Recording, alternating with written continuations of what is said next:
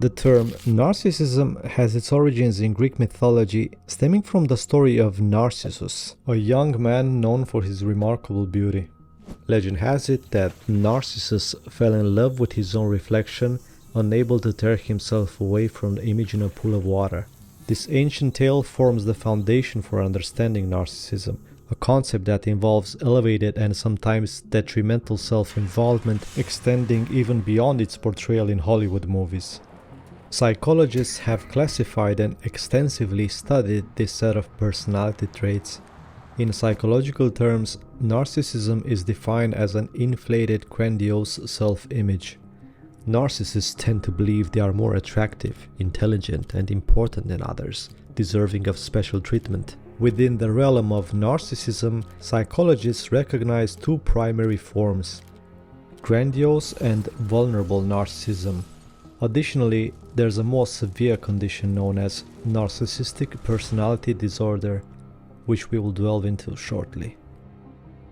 Grandiose narcissism is perhaps the most recognizable form, marked by traits such as extroversion, dominance, and a constant desire for attention. Those with grandiose narcissism often pursue positions of power, sometimes finding themselves in roles such as politicians, celebrities, or cultural leaders. She's shocked that I picked her. It's like in a state of shock. I'm not thinking, Mr. That's President. okay, I know you're not thinking. You never do. I'm sorry? No, go ahead. Go ahead. It's crucial to know that not everyone seeking power has narcissistic tendencies. Many do so with positive intentions, aiming to fulfill their potential or contribute to society. Narcissistic individuals, on the other hand, seek power primarily for the status and attention it brings. In contrast, vulnerable narcissists may appear quiet and reserved but possesses a strong sense of entitlement and are easily threatened or offended. How dare you! You have stolen my dreams and my childhood with your empty words. Regardless of the type, the negative aspects of narcissism tend to manifest over time, leading to selfish behaviors. I know this sounds awful, but I'm going through a selfish phase right now. A selfish face? It's not like I planned on it, it just happened. Narcissistic leaders may make risky or unethical decisions, while narcissistic partners may engage in dishonesty or infidelity. When their idealized self-image is challenged, they often react with resentment and aggression. This behavior can be likened to a disease that afflicts the sufferers while affecting those around them. In its most extreme form, narcissism becomes a psychological disorder known as narcissistic personality disorder, which impacts 1 to 2% of the population, with a higher prevalence among men. However, relying solely on these statistics can be misleading, especially when it comes to mental illnesses. NPD is particularly challenging to diagnose because individuals with the disorder often do not recognize themselves as the troubled ones and may not believe they need help. Even in cases where someone with NPD does seek assistance, the road to recovery is prolonged, requiring years of dedicated therapy. And this makes it less likely for individuals with NPD to be officially diagnosed. Dr. Ramini, an expert in narcissistic personality disorder, recently shared insights on a talk show based on 40 years of research and practice.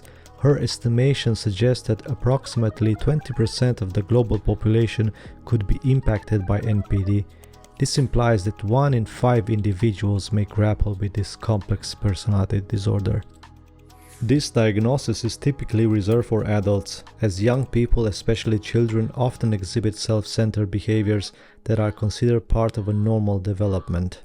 The American Psychiatric Association's Diagnostic and Statistical Manual 5th edition outlines several traits associated with NPD, including an excessively grandiose self-view, deficits in empathy, an unwavering sense of entitlement, and an insatiable need for admiration and attention.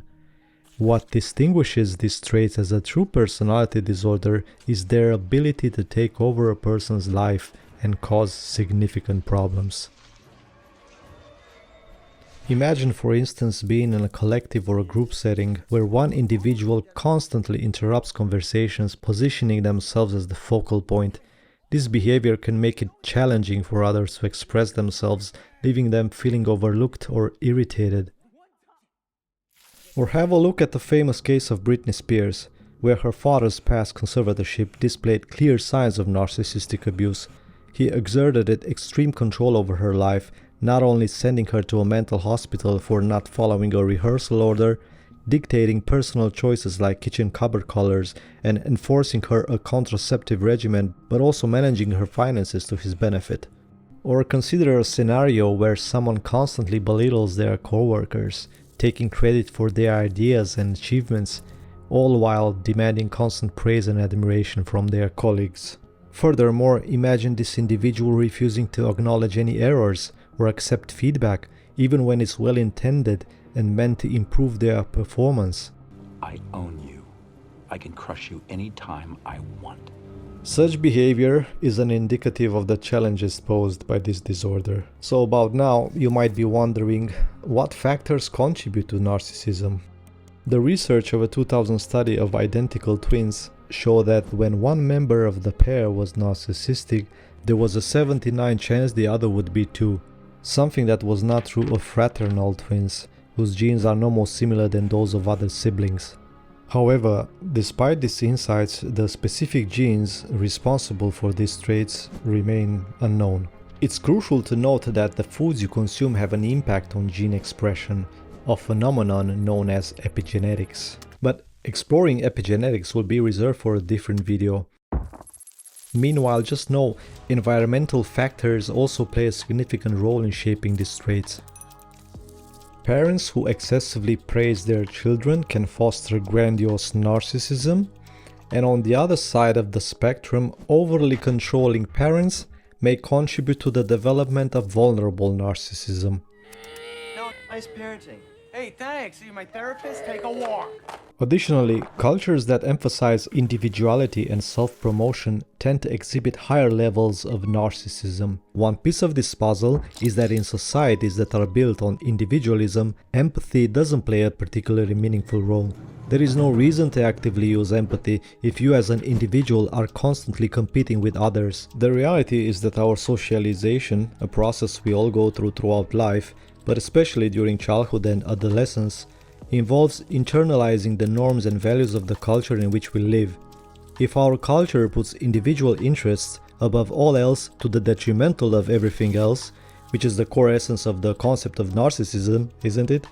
Then that's how we tend to be.